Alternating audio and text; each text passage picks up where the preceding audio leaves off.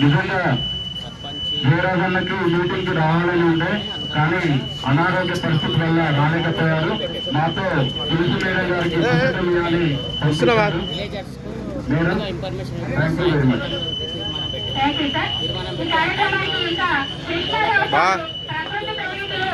ఇదితా ఇడు నిన్నే మాట్లాడుతున్నా వీడియో వస్తుంది ఆల్రెడీ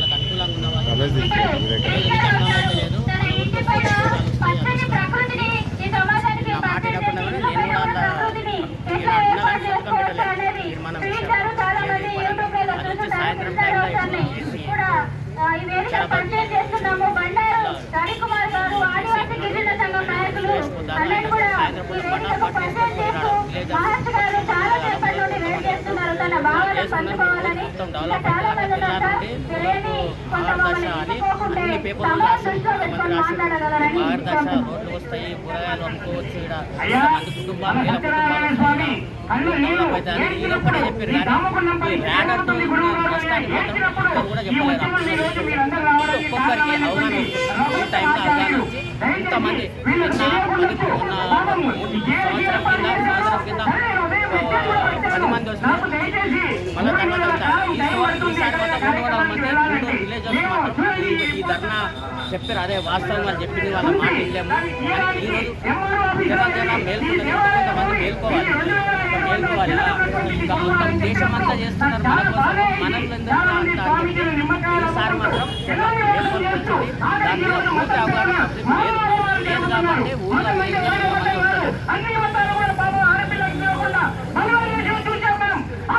ఏం లేదు సార్. ర్యాడర్ వల్ల జరిగే నష్టాల వల్ల పబ్లిక్ అవగాహన చేయాలి. ఫస్ట్ దాని అవగాహన దాంతో నష్టం ఉందని ఆల్రెడీ శాస్త్రం చెప్తున్నారు. నష్టం ఉంది అది వస్తే దానికి సినిమా ఎట్లుంటుందో ఎడారి టైపు ఇది గతంలో కూడా ఇదే మారబోతుందని కొన్ని అపోహలు శాస్త్రవేత్తలు చెప్తున్నారు. దీన్ని బట్టి మేము నమ్మవలసి వస్తుంది. వీళ్ళు నిజాలు చెప్పకుండా ఓన్లీ డెవలప్ వస్తుంది అని చెప్పి మా ఊరు గ్రామ ప్రజలు మభ్యపెట్టి ఇది ఒక తీర్మానాన్ని తీసుకొని చేసిన మనకు పబ్లిక్ పెట్టమన్నాడు. ఒకసారి తెలిస్తే వీళ్ళు వస్తారు, వాళ్ళు వస్తారు. ఏదైనా కంపెనీ ప్రారంభించి ఎన్జిఓస్ వస్తారు, వాళ్ళు వస్తారు. ఈ కంపెనీ కోసం ఎన్జిఓస్ వస్తారు ఓన్లీ 3 గ్రామస్తులే ఫైనల్ చేసి అయిపోతుందా? నాకు తెలియదు. అది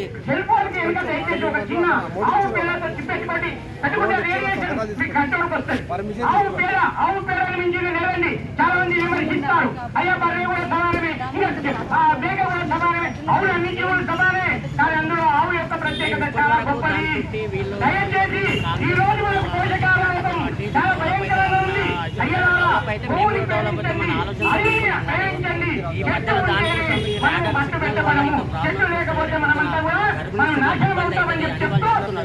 మేము నమ్మాలి కదా. ఐటీ సినిమా ఒక మొత్తం కొన్ని సంవత్సరాల తర్వాత విలేజ్లు అన్ని ఇట్లా అయిపోతాయి, ఒక చెట్టు లేకుండా పోతుంది అన్నప్పుడు మేము కూడా నమ్మాలి కదా. దాని మీద ఏం అవగాహన లేకుండా ఓన్లీ డెవలప్ విషయంలోనే వాళ్ళు చెప్పారు. ఆ విషయంలో మూసిపోయినాం.